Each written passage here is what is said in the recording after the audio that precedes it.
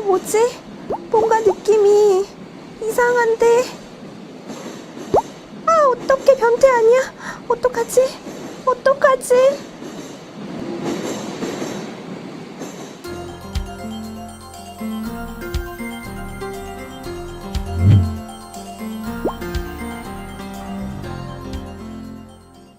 안녕하십니까.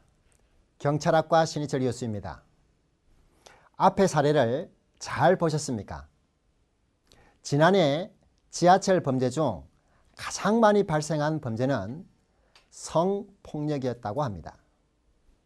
경기지방경찰청 지하철 경찰대에 따르면 최근 2년간 지하철 성범죄 발생 건수는 2012년 240건에서 지난해 412건으로 약 2배가 증가했으며 그중 약 83%가 여름에 집중된다고 합니다.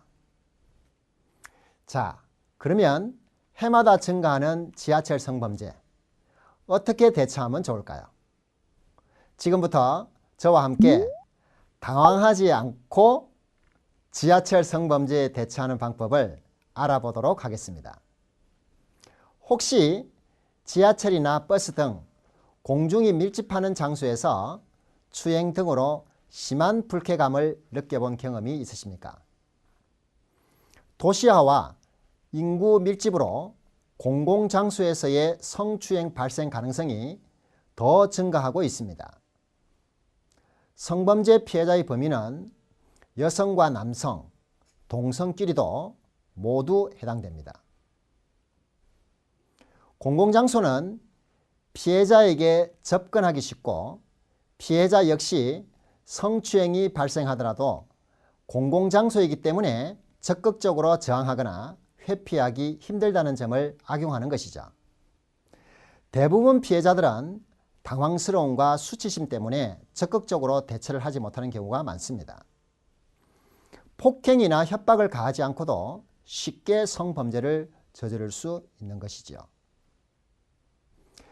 조금 전 사례와 같은 상황에서 여러분들은 어떻게 하시겠습니까?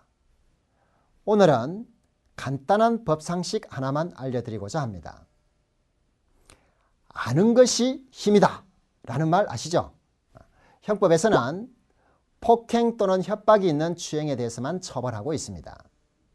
그런데 지하철과 같은 공공장소에서는 폭행 협박이 없이도 성추행이 일어날 수 있기 때문에 형법에 의한 처벌이 어렵게 됩니다.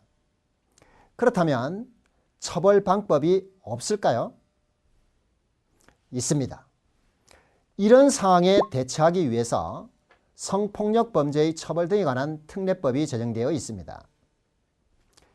지하철, 버스, 영화관, 공연장, 운동장 등 다중이 모인 장소에서 수치심으로 쉽게 저항하지 못하는 피해자의 심리를 이용한 추행 사건이 빈번하게 발생하면서 신설된 법조항입니다. 그렇다면 여기서 공중이 밀집하는 장소란 무엇일까요? 공중이 밀집하는 장소란 사람들이 빽빽하게 들어찬 공간만을 의미하는 것은 아닙니다. 찜질방 등과 같이 모든 사람들이 상시적으로 이용하는 개방된 공간을 모두 포함하는 개념이지요. 그런데 법조항을 비교해보면 형법보다 형량이 너무 낮은 것 아닌가 하는 의문이 들 수도 있을 것입니다. 사실 형량은 폭행 협박이 포함되어 있지 않기 때문에 형법보다는 낮습니다. 그렇지만 함께 이루어지는 신상정보 등록과 취업 제한 등의 불이익이 생기기 때문에 정상적인 사회생활에 어려움이 있을 수 있습니다. 기억해 두세요. 그리고 하나 더 알아두셔야 될 것은 성범죄는 친고죄가 아니라는 것입니다. 친고죄는 피해자의 고소가 있어야 처벌이 가능한 죄를 말하는데요. 이를 악용하여 피해자에게 합의를 종용함으로써 오히려 피해자의 고통을 가중시키는 경우가 많았습니다. 그래서 모든 성폭력 범죄의 친고죄 조항이 2013년 6월 18일자로 폐지되었고 이로 인하여 피해자가 수사기관에 처벌 의사를 표시하지 않아도 처벌이 가능하게 되었습니다. 여기 그래프를 보시면 성범죄 사건 중 피해자의 고소보다 수사기관의 인지에 의한 비율이 더 높은 것을 알 수 있습니다. 이제 성폭력 범죄는 분명한 처벌의 대상입니다.